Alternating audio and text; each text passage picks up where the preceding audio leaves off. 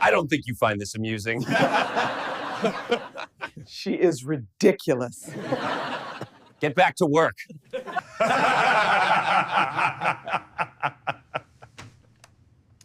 You think this is funny?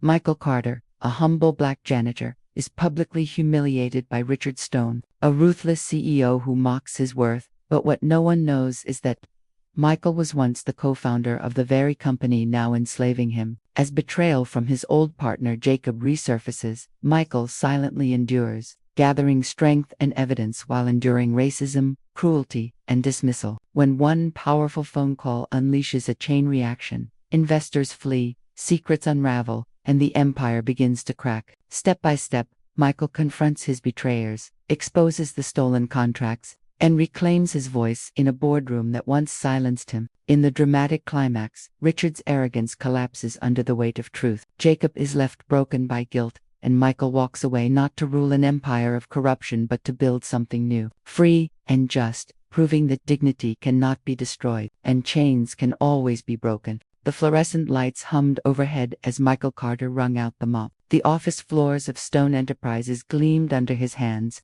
though no one ever noticed. "Hey, janitor," a voice called, sharp and mocking. Michael didn't look up. He knew the tone too well. 3 interns stood near the glass wall, laughing. One pointed at him. "Betty's been here longer than the furniture. You think he sleeps with that mop?" The others cackled. Michael kept scrubbing, his silence a shield. The elevator chimed. A presence filled the room like a shadow, swallowing the light. Richard Stone, the CEO himself, emerged. Expensive suit, cruel smile. His voice cut the air. "What's this?" Richard smirked at the interns. "Our mascot in action." The interns chuckled harder. Michael straightened slowly, mop in hand. His shoulders ached, but his eyes stayed steady. "Evening, sir," he said softly. Richard tilted his head, circling him as if inspecting merchandise. "You know," he said loudly, ensuring everyone heard, "we pay you to clean the floors, not stand around like you own the place." Though he snorted, owning anything seems unlikely. The interns burst into fresh laughter. Michael's grip on the mop tightened. He breathed in, out. Richard wasn't finished. He leaned closer, voice dripping with venom. "Tell me, do you ever get tired of picking up after real men, after people who actually matter?" Michael met his gaze. Silence. Richard clicked his tongue. "Ah, that look. You want to say something, don't you? But what would you say? You're just a janitor." The word cracked like a whip. The room went still, laughter fading into cruel smirks. Michael lowered his eyes, returning to the floor. Richard chuckled, satisfied. He turned to the interns. "Lesson 1, in business. Some people were born to shine. Others," he gestured toward Michael, "were born to scrub their shine." The interns laughed obediently, though unease flickered in their eyes. Michael's mop slid across the marble, his reflection rippling in the water. A faint voice of narration seemed to echo within him. "He cleans their filth, but their cruelty stains deeper than dirt." Richard clapped one intern on the shoulder. "Come on, drinks are on me." Leave the help to his work. As their laughter and footsteps faded, Michael remained alone in the vast lobby. His chest rose, fell, from the corner. Rosa, the security guard, approached quietly. She had watched it all, her face tight with anger. "You gonna let him keep doing this to you, Mike?" she whispered. Michael rinsed the mop slowly, his voice low but calm. "For now," Rosa frowned. "For now, that man treats you like." Michael interrupted gently, eyes fixed on the shining floor. "Sometimes, Rosa, storms don't need to shout, they just need to gather." The mop glided one last time, leaving the marble spotless. Michael's reflection stared back at him, quiet, unbroken, waiting. The night was quiet when Michael finally left the building. The city stretched out in neon and concrete, humming with the endless life of people chasing dreams. He walked slowly, shoulders heavy but steps measured, carrying the invisible weight of humiliation. Rosa caught up beside him, her flashlight swinging against her hip. "You let him talk to you like that again," she said, her voice trembling with frustration. Michael gave her a sideways glance. "Would you rather I swung the mop at his head, better than standing there, taking it?" Rosa snapped. "You're not some nobody, Mike. I don't get how you keep swallowing it." Michael stopped under the dim glow of a street. His jaw tightened. For a long time, he didn't answer. Finally, he sighed. "I swallow it," he said slowly, "because I know what it costs to spit it back." Rosa folded her arms. Then tell me why. Tell me why a man like you, smart, educated, capable, is mopping floors for a man like Richard Stone, because I don't buy this version of you. Michael's gaze drifted across the street, where an old cafe sign flickered. His voice dropped lower. Once, this city knew my name. Rosa blinked. Knew your name. For what? Michael smiled faintly, though it didn't reach his eyes. I had a company, Carter Facility Services. We weren't just janitors. We handled contracts for half the office buildings downtown, 60 employees, trucks with my name on the side. I built it from nothing, Rosa, from scratch. Her mouth opened, stunned. You owned a company. Michael nodded. 5 years ago. We were growing fast. Too fast, maybe. Banks smiled in my face, but when I needed real loans, they called me high risk. Contracts got pulled last minute, and then, he exhaled, the memory bitter. My partner turned on me. Partner, Jacob Mills, Michael said, the name sharp on his tongue. Man I trusted like a brother. Signed papers behind my back, shifted our biggest contracts into a new firm, his firm. And guess who backed him? Rosa's voice dropped. Stone Enterprises. Michael's silence was answer enough. She shook her head in disbelief. So Richard's been laughing in your face all this time, not even realizing you're the man he helped bury. Michael's hand flexed at his side. I doubt he even remembers. To him, I was just another obstacle swept aside. Another black man with ambition too big for his place. Rosa's fists clenched. That's sick, Mike. You built all of that, and now I'm here. Michael's tone was calm, almost defiant. And you know what? They didn't take my hands. They didn't take my mind. They only took the title on the door.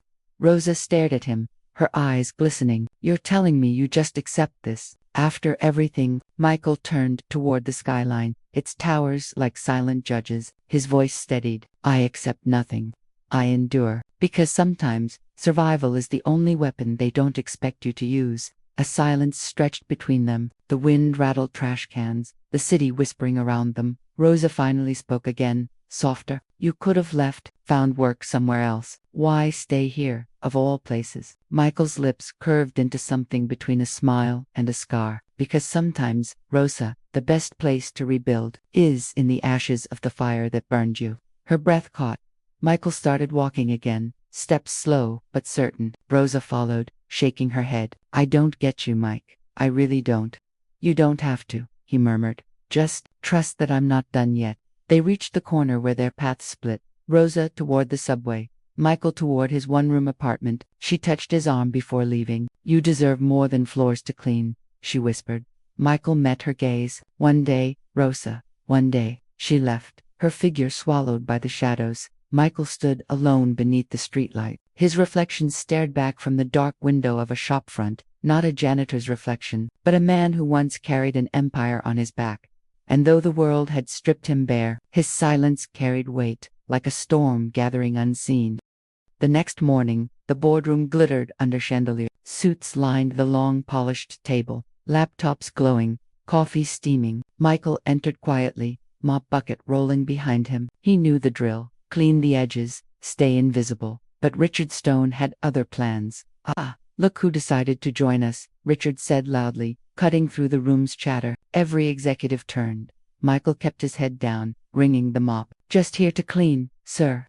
Richard's smile widened. No, stay. We could use a demonstration. Gentlemen, watch closely. He pointed at his Italian leather shoes, gleaming under the light. Janitor, downed, wiped them. The room froze. Michael straightened. His hands trembled on the mop handle. Sir, I'm here to clean the floor. Richard chuckled darkly. And the floor begins at my feet. A nervous laugh rippled around the table. Some executives looked away. Others smirked. Michael's jaw tightened. His silence stretched too long, and Richard's voice sharpened. On your knees. That's an order. The weight of every gaze pressed against him. Michael lowered himself slowly, cloth in hand. His heart pounded as he rubbed the spotless leather. The room filled with stifled laughter. One executive whispered, "Unbelievable." Another murmured, "God, he's actually doing it." Richard leaned back in his chair, smug. Lesson number 2 in leadership. Authority isn't requested, it's demanded. Some men only understand their place when they're reminded of it. Michael finished wiping. He stood slowly, his face calm, eyes unreadable. Richard smirked. Good. Now take your mop and disappear. Michael bowed his head slightly, turned, and rolled the bucket out. Silence hung for a moment. Then laughter erupted, cruel, hollow, rehearsed. Out in the hallway, Rosa was waiting. She had seen everything through the glass. Her fists were balled tight, her eyes burning. You let him make you kneel. Michael didn't answer. Mike, she snapped, grabbing his arm, you let him humiliate you in front of all of them. That man, he doesn't just want to break you, he wants to erase you. Michael's eyes met hers. Calm, steady. Sometimes letting them think they've won buys you time. Time for what? She demanded. He hesitated, then spoke quietly, his voice a blade wrapped in cloth. Time to end it. For good. Rosa blinked. End what? Michael glanced around the hallway. Empty. His voice dropped. This game, this chain, you think I mop these floors because I have no choice. Rosa, I've been waiting, watching, and now, he pulled a worn cell phone from his pocket. Now it's time. Her eyes widened. Mike, what are you? But Michael had already dialed. The phone rang once, twice, then a deep voice answered. Michael. Michael's lips curved faintly. It's been a while. Too long, the voice replied. Are you ready? Michael's eyes flicked toward the boardroom door, where laughter still leaked through the glass. His tone was calm, almost serene. Yes, it's time. Rosa stared, stunned. Who is that? She whispered. Michael ended the call, without answering. He slipped the phone back into his pocket and picked up his mop. What did you just do? Rosa pressed. Michael looked at her, his eyes glinting with quiet fire. I just set the clock ticking. Inside the boardroom, Richard basked in his own performance, unaware that the storm had been summoned. And down the hallway, Michael pushed his mop slowly, the bucket wheels squeaking. His silence carried weight. His eyes, though lowered, burned with the storm waiting to break. The ballroom glittered with chandeliers and champagne glasses. Stone Enterprises' annual gala was less about charity and more about spectacle. A stage for Richard Stone to parade wealth and power. Servers in white jackets drifted between clusters of executives and clients. Michael, in his plain uniform, carried a silver tray of drinks. His mop had been replaced with crystal flutes. But the humiliation tasted the same. Smile, janitor, Richard murmured as he passed by, tuxedo shining, glass in hand. We wouldn't want the guests thinking we overwork you. Michael said nothing. His silence only made Richard grin wider. On stage, Richard tapped the microphone. Ladies and gentlemen, he began smoothly. Tonight we celebrate not just success, but diversity, innovation, and community. At Stone Enterprises, we believe in lifting everyone up. The room applauded. Cameras flashed from the side of the room. Michael's eyes flickered, not with admiration, but with quiet disgust. Two executives near the bar whispered to each other, just loud enough. Diversity. He fired half the minority staff last quarter. She, the other hissed. Smile for the donors.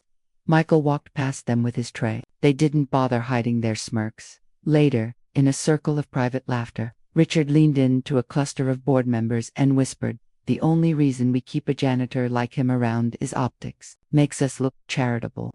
The group chuckled. One of them gestured toward Michael across the room. Stone, if charity had a face, it'd be holding a mop, Richard finished, smug. Laughter spilled like champagne. Rosa, working security near the entrance, watched with clenched teeth. She muttered into her radio, disgusting pigs. Then softer, almost to herself, Mike, how much more are you gonna take? Michael crossed the floor with perfect balance, serving drinks as though their cruelty slid off him. Yet his eyes caught every word, every laugh, filing them away like evidence. A wealthy client, a tall woman in a glittering gown, stopped Richard mid-conversation. She gestured at Michael. Is he with catering? Richard smirked. No, just the janitor. Nothing more. The client raised an eyebrow. You let a janitor serve at your gala. Richard laughed Don't worry, he knows his place. Michael paused, meeting the client's eyes briefly. Something in his calm stare unsettled her. She turned back to Richard, uneasy. Strange choice. Not good optics, Richard. Richard brushed it off with another dazzling smile. Optics are what I control best. Michael slipped into the corner by the staff table, where Rosa approached him quietly. You hear what he just said, she hissed. I heard, and you just keep standing there. Michael set the empty tray down. His voice was steady. Every word he says digs the hole deeper. Rosa frowned. And what about you? He's not just digging his grave, he's burying you in it. Michael turned, his face calm but eyes sharp. Rosa, have you ever seen a man so proud he doesn't realize he's walking into his own trap? She blinked. Trap. Michael didn't answer. He lifted another tray and walked back into the sea of glittering gowns and suits, his silence carrying more weight than all their laughter combined. The night swirled on, music played, toasts were made. Richard basked under the spotlight, playing philanthropist to donors while spewing venom behind their backs. And through it all, Michael served drinks, invisible yet watching, recording not with cameras, but with memory, every word, every sneer, every mask slipping from their faces. By midnight, the gala sparkled brighter than ever. But beneath the chandeliers, cracks in the empire had already begun to show, and Michael Carter, quiet janitor, stood at the heart of it, his silence like a storm gathering behind the horizon. The boardroom smelled of polished wood and expensive cigars. Executives shuffled papers, muttered about numbers, while Richard strutted at the head of the table, smug as ever. Michael entered quietly with his mop bucket. To them, he was nothing more than background noise. But then a voice, smooth, familiar, and venomous, cut through the room. Still cleaning floors. Michael froze. The mop slipped in his hands. Slowly, he lifted his gaze. Jacob Mills, his former business partner, leaned back in a chair, silver cufflinks gleaming, smile sharp. For a moment, the world blurred, memories flooding back, the office they once shared, the contracts they won together, the papers Jacob slid across a desk, convincing Michael to sign, and the day the company was ripped from his hands like a rug beneath his feet. Michael's voice was low. Jacob. Richard glanced between them, amused. You two know each other. Jacob smirked. Oh, we go way back. Michael and I used to run a business together, until, well, let's just say he wasn't cut out for it. A few executives chuckled. Richard raised a brow. Wait, you were a businessman. Our janitor. Michael's jaw tightened. Silence. Jacob's grin widened. He had ambition. I'll give him that. But ambition without capability. Dangerous thing. I did him a favor. Really. Took the company somewhere it could thrive. Look where he ended up. The table laughed. Richard slapped Jacob's shoulder. So you're the reason he's here, polishing marble. I like you already. Michael gripped the mop handle until his knuckles whitened. Rosa, stationed near the door, caught his eye and shook her head, warning him not to explode. But Michael stepped forward, voice calm, though each word cut like glass. You didn't take the company because I wasn't capable. You took it because you knew I was. The room went quiet. Jacob chuckled lightly, feigning innocence. Michael, come on, it's business. You were never built for the pressure. I protected us both. You protected yourself, Michael replied. His tone never rose, but the fire in his eyes burned. You used my trust. You used the color of my skin as a reason to lock me out of bank loans, out of contracts, out of my own name. The executives shifted uncomfortably. Some whispered. Richard leaned forward, enjoying the show. Jacob waved a hand dismissively. Race has nothing to do with it. You just didn't have what it took. Michael's lips curled faintly, not in humor, but in bitter acknowledgement. That's what they all said. Until I built something worth stealing. The silence was heavy. Richard clapped once, breaking it. Well, I think that's enough story time. Jacob, glad you could remind us of the company's colorful history. Michael, floors still dirty. Laughter bubbled again, awkward but obedient. Michael lowered his gaze, turned, and rolled the mop bucket toward the door. As he passed Rosa, she whispered fiercely, Mike, that was dangerous. Michael's eyes didn't leave the floor. His voice was low, controlled. They needed to remember. And Jacob needed to know. I haven't forgotten. Later that night, in the empty lobby, Rosa cornered him again. Tell me you're not planning something reckless. Michael sat on the bench, leaning on the mop. His face was calm, but his eyes glinted with quiet resolve. Reckless? No. Necessary? Yes. Rosa shook her head. Mike, you can't fight men like them. They've got money, power, lawyers, and rot. Michael interrupted. They've also got rot, the kind that spreads. All I need is to give it light. Rosa's voice softened. And then what? They'll crush you. Michael looked up at her, steady. No, Rosa, they already tried. I'm still here, and when this ends, they'll know exactly why. She swallowed hard, studying his face. Then she whispered, You scare me sometimes. Michael stood, taking the mop handle in hand like a staff. Good, because if I can scare you, imagine what I can do to them. Back in the boardroom, Jacob poured himself a drink with Richard, laughing about the old days. But beneath his polished smile, unease crept into his eyes, because in Michael's calm tone, Jacob had heard something he hadn't heard in years. Not bitterness, not weakness, resolve. The next morning, the lobby buzzed with activity. Executives rushed through glass doors, phones glued to their ears. A storm of whispers rippled through Stone Enterprises. Michael was mopping quietly in the corner, as if nothing had changed. Rosa stood at her security desk, watching the chaos unfold. Richard burst from the elevator, face flushed. Why are we panicking? Someone tell me what's happening. A junior executive stammered, SRR investors. They're pulling out, 3 of them, overnight.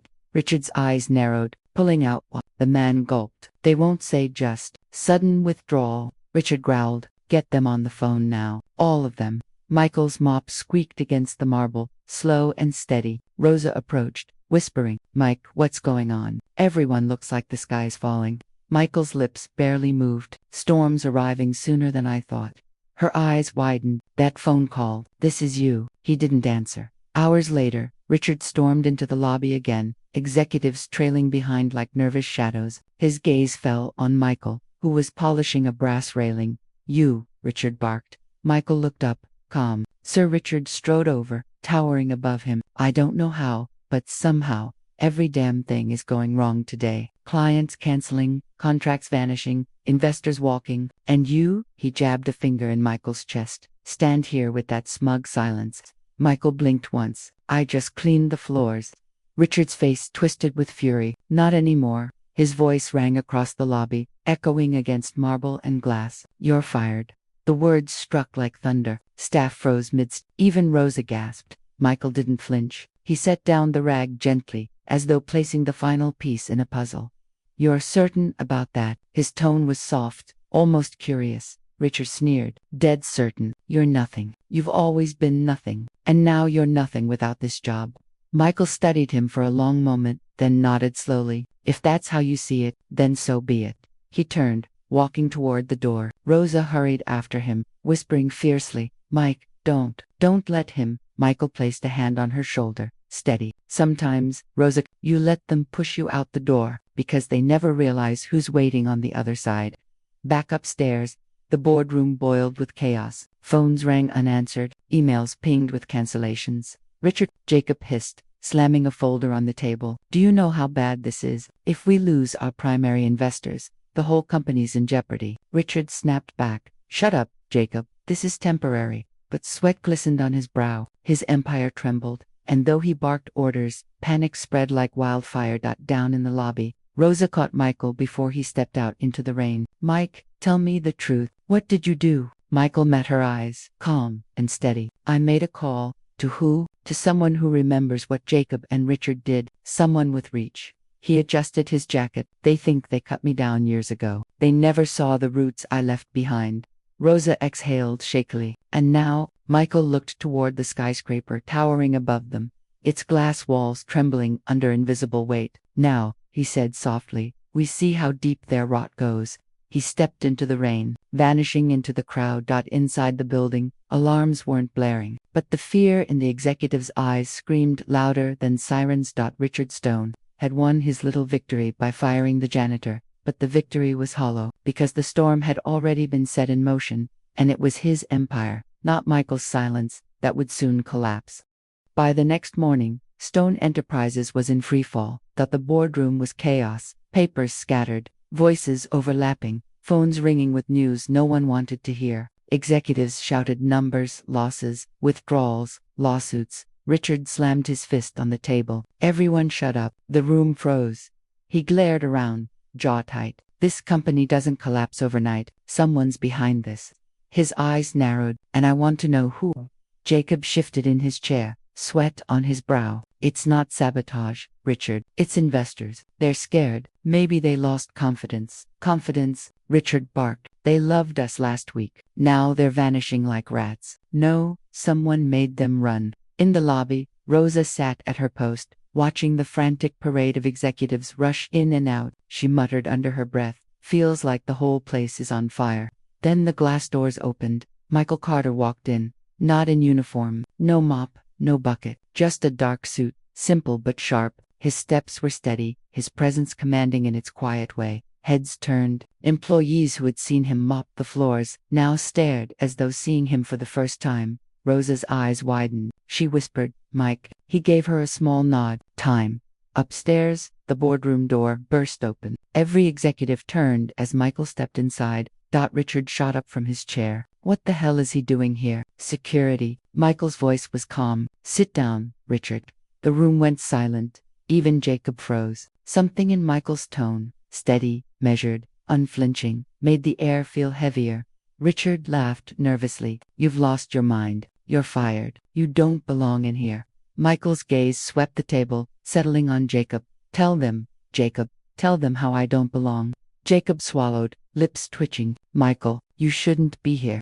Michael stepped closer, laying a folder on the table. His voice carried the weight of years of silence breaking. 5 years ago, I co-founded Carter Facility Services. Jacob here convinced me to sign contracts that stripped me of power. He partnered with Richard. Together, they took my company, locked me out of deals, and left me with nothing. Murmurs rippled through the executives. Michael opened the folder. Inside were documents, contracts, patents, hidden clauses, but I wasn't as naive as they thought. I safeguarded key assets, patents, service rights, clauses they never noticed. And yesterday, his eyes met Richard's. I called in the man who helped me protect them. Richard's smirk faltered. "You're bluffing." Michael slid another paper forward. "Stone Enterprises, largest cleaning contracts. The backbone of your operations, legally revert to me. As of this morning, they're void." Gasps filled the room.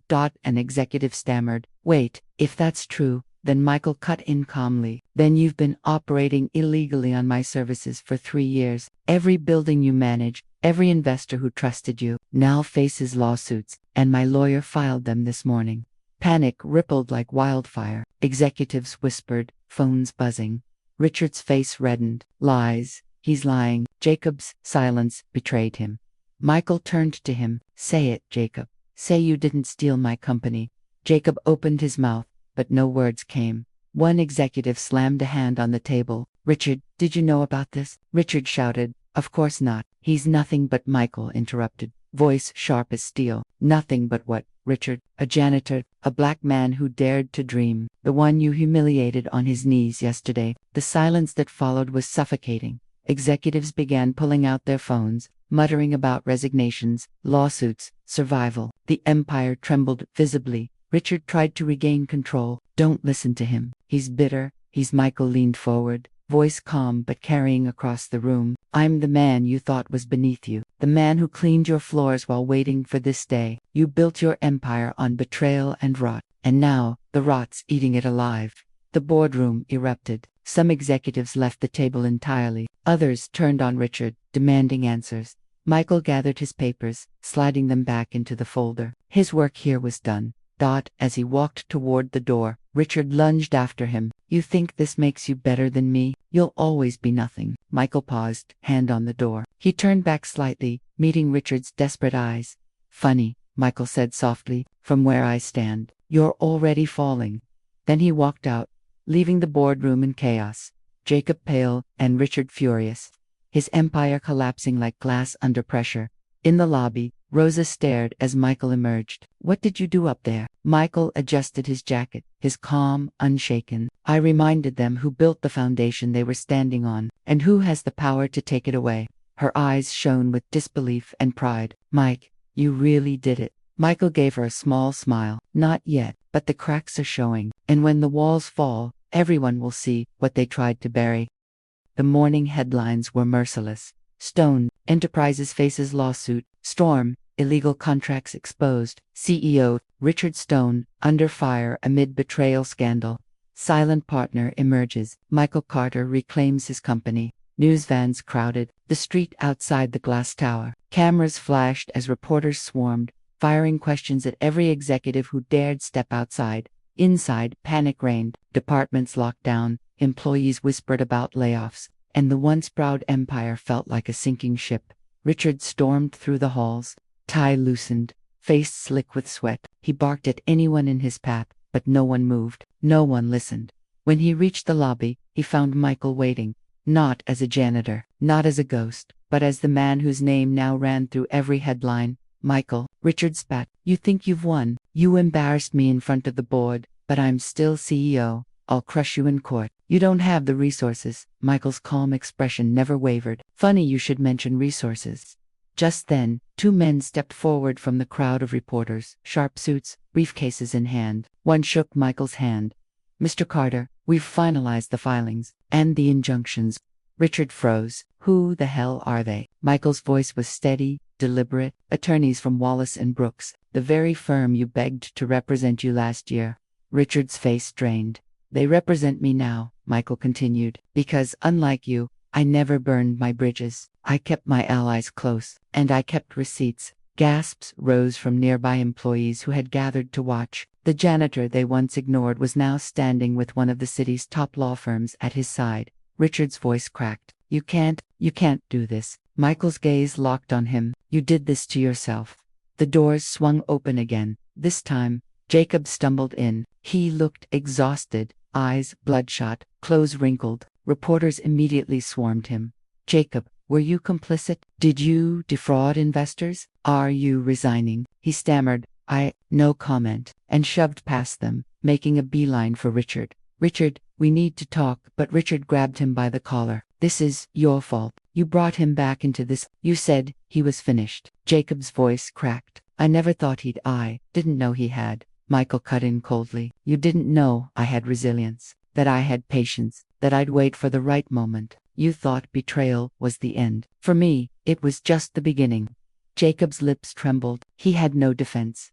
The crowd in the lobby grew thicker. Employees standing shoulder to shoulder. Rosa pushed her way forward, eyes on Michael. For years, she had watched him clean silently, endure insults, lower his head. But now his voice carried like thunder, steady and undeniable. Reporters thrust microphones forward. Mr. Carter, are you taking over Stone Enterprises? Michael paused, then shook his head. I'm not here to wear a crown made of poison. I don't want their empire. I just want justice. What was stolen must be returned, and what was corrupted must be dismantled. The words rolled through the air, heavy and resolute. Employees began murmuring, some nodding, some whispering. Richard shouted, Don't listen to him. He's playing the victim. But his voice was drowned out, because at that moment, a new sound cut through the lobby. The echo of approaching footsteps. The state attorney general's office. Investigators, escorted by police officers, walked in with folders in hand. Richard Stone, one of them, announced firmly, You're under investigation for corporate fraud, embezzlement, and breach of contract. The lobby erupted in gasps. Richard went pale. No, this can't. He tried to bolt, but two officers grabbed his arms. Cameras flashed wildly. Bofna stood perfectly still, eyes fixed on the man who once sneered at him as just a janitor. Richard roared as they cuffed him. This isn't over, Carter. You'll regret this. You'll always be nothing. Michael finally stepped closer, his voice low but carrying. I was a janitor. Richard, I cleaned your messes, but this one you made, too big to mop away. The crowd exploded in cheers and gasps. Richard was dragged out, screaming. In the sudden quiet that followed, all eyes turned back to Michael. Reporters pressed in again. Mr. Carter, what happens next? Michael glanced around the lobby, the glass walls, the shining floors, the very place he had scrubbed on his knees. And then he looked at Rosa. Her eyes were wet with tears, but her smile was radiant. Michael took a breath. Next, I rebuild. Not this empire of arrogance and greed. Something better, fairer. A place where no man is humiliated for the color of his skin or the work he does. Where dignity isn't optional. The words hung in the air like a vow. That night, Michael walked out of the glass tower for the last time. The city lights reflected on the pavement as he paused, staring up at the building. Once, it had been a cage. Now, it was just steel and glass, nothing more. Beside him, Rosa asked quietly, Do you feel free? Michael's lips curved into the smallest smile, for the first time in years. He looked down the street where cameras no longer followed, where no one shouted his name, just quiet. And in that quiet, he felt the weight lift, chains broken, justice done. The janitor was gone. The man remained,